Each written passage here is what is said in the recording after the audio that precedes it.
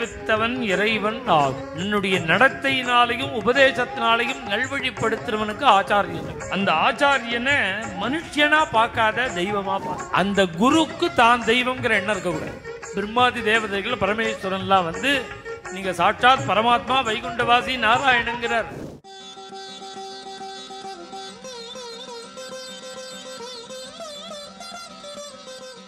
பித்ருதேவோ பவ ஆச்சாரிய தேவோ பவ.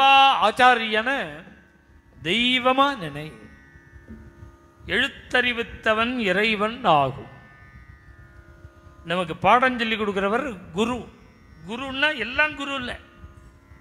இப்ப எல்லாருக்குமே குரு சப்தத்தை போட்டுறான். குருன்னா ஞானோபதேசம் பண்றவர்.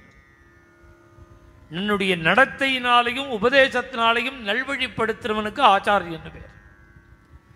அந்த ஆச்சாரியனை மனுஷனா பார்க்காத தெய்வமா பாரு.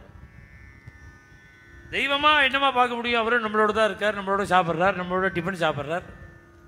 அவரும் ஃபோன் வந்தால் ஹலோன்னு பேசுகிறார். அவரும் டிஃபன் சாப்பிட்றார், எல்லா காரியமும் பண்ணுறார். அவரும் தூங்குறார், அவரும் பல் தேய்க்கிறார். அவரை மாத்திரம் என்னத்துக்கு தெய்வம்னு சொல்கிறது? நாமும் அவரும் ஒரே மாதிரி தானே இருக்கோம். நானும் அவரும் ஒன்று தான். அவரை ஏன் தெய்வம்னு சொல்கிறோம்? பசுமாடு மிருகம்தான், அதை ஏன் தெய்வம்னு பூஜை பண்ணுற? யானை ஒரு விலங்கு தான், அதை ஏன் பூஜை பண்ணுற? அரச மரம் ஒரு மரம் தான், அதை ஏன் பிரதட்சணம் பண்ணுற? கருட பட்சி எல்லாரும் பார்த்துட்டு இருக்கும்போதே மீனை கொத்திட்டு போகிறது. மயிலாப்பூரில் கபாலீஸ்வரர் கோவில் வாசல் வந்து பாருங்க, குளத்தாங்கரையில் வியாழக்கிழமைக்கு 1000 பேர் நிற்கிறான். எதுக்கு ஜாதக பட்சி மாதிரி இருக்கிறான்னா, ஒரு விசிட் அடிப்பறோம் கருடன்னு பார்க்குறேன், கருட தரிசனத்துக்கு.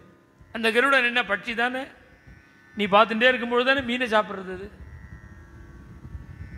அந்த கருடனை ஏன் கண்டத்தில் போட்டுக்கிற? மரத்தை ஏன் பிரதட்சிணம் பண்ணுற? பசுமாட்டை ஏன் நமஸ்காரம் பண்ணுற? யானைக்கு ஏன் பூஜை பண்ணுற? அதெல்லாம் மிருகமாக இருந்தாலும் மரமாக இருந்தாலும் பட்சியாக இருந்தாலும் எப்படி தேவதா பாவனை உன்னுடைய ஹிருதயத்தில் இருக்கோ அதுபோல குரு மனுஷனாக இருந்தாலும் தெய்வங்கிற எண்ணம் ஹிருதயத்தில் இருக்கணும்.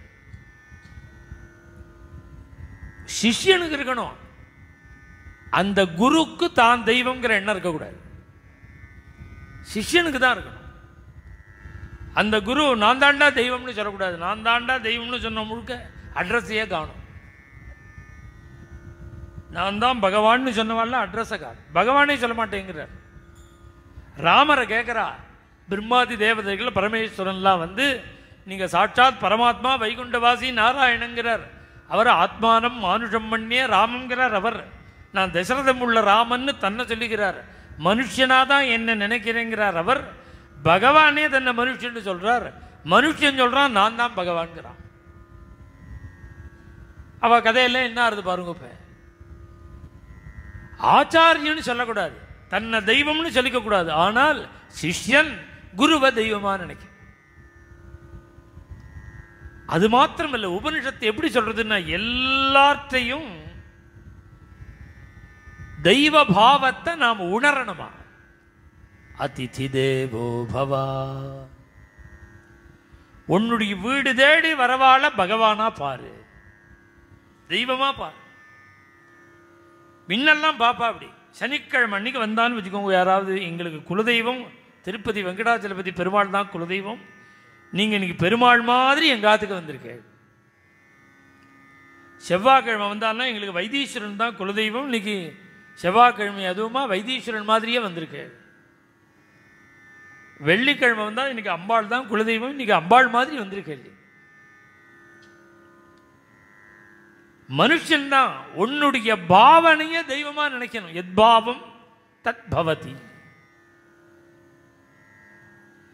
நீ எந்த பாவனையில பார்த்து பார்த்து பார்த்து உன்னுடைய மனதை நீ லிஃப்ட் பண்ணிக்கிறியோ அதுவா ஆயிடுவேன். துரியோதனம் மாதிரி பார்க்கிறவனெல்லாம் அயோக்கியன்னு பார்க்கவே கூடாது. தர்மபுத்திரர் மாதிரி பார்க்கிறவாளெல்லாம் நல்லவான்னு பார்க்கணும். ஏன் நல்லவான்னு பார்க்கணும்னா, நீ நல்லவான்னு பார்க்க தான் நீ நல்லவனா ஆவ.